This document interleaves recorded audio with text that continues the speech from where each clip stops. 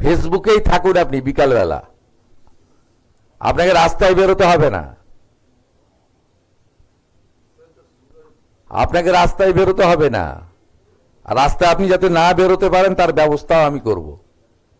মমতা বন্দ্যোপাধ্যায় তো রাস্তায় বেরোবেনি, সারা বাংলা ঘুরবেন। কোথাও কিছু হলে দায় কিন্তু থাকবে মুখ্যমন্ত্রীর এই বিবৃতির।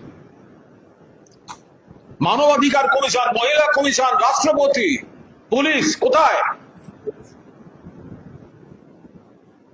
একজন মহিলাকে হুমকি দেয়া হচ্ছে যিনি প্রাক্তন মুখ্যমন্ত্রী। আপনি যাতে রাস্তায় বেরোতে না পারেন আমরা তার ব্যবস্থা করব। কি ব্যবস্থা করবেন? কোন গণতন্ত্রের ভাষা? এ তো গুন্ডাগার্দির ভাষা। আপনি কাউকে পছন্দ করেন বা না করেন, সেখানে আপনি বলছেন রাস্তায় বেরোতে দেবো না, এটা হয় নাকি কখনো? এরপর আপনি কি বললেন? বয়স হয়েছে, বিশ্রাম নিন।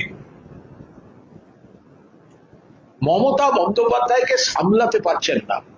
মমতা বন্দ্যোপাধ্যায়ের জন্য আপনাদের রাজনৈতিক প্রতিষ্ঠা, আপনারা সবাই মিলে এই দল, এই নেত্রীর দেয়া টিকিট থেকে সাংসদ, কেউ বিধায়ক, কেউ পুরসভার চেয়ারম্যান, কেউ অমুক, কেউ তমুক, এগুলো সব মমতা বন্দ্যোপাধ্যায়ের দাক্ষিণ্যে হয়েছে। বলছেন বয়স হয়েছে, বিশ্রাম নিন।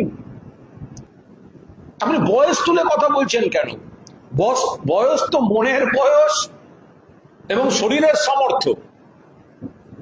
এটা কোনো কথা? বয়স হচ্ছে, বিশ্রাম নিন। মুখ্যমন্ত্রীকে অনুরোধ করবো মমতা বন্দ্যোপাধ্যায়ের সঙ্গে একটা কম্পিটিশনে আসুন, হাঁটার এক্সারসাইজে। বয়স নিয়ে কথা বলেছেন, চ্যালেঞ্জ করছি। মমতা বন্দ্যোপাধ্যায়কে বয়স আর বিশ্রামে যান বলেছেন তো, এক্সারসাইজের কম্পিটিশনে আসুন আর একটা হাঁটার প্রতিযোগিতা হোক। প্রাক্তন মুখ্যমন্ত্রী আর বর্তমান মুখ্যমন্ত্রী, হাঁটার প্রতিযোগিতা। প্রাক্তন মুখ্যমন্ত্রী আর বর্তমান মুখ্যমন্ত্রী। বর্তমান বলেছেন আগের জনের বয়স হয়েছে, বিশ্রাম নিন। তার দলের মুখপাত্র হিসেবে, তার দলের সৈনিক হিসেবে আমি বলছি,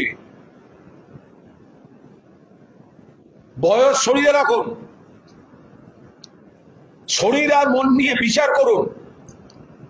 এক্সারসাইজে মমতা ব্যানার্জিকে পাল্লা দিন এবং হাঁটার প্রতিযোগিতায় আসুন।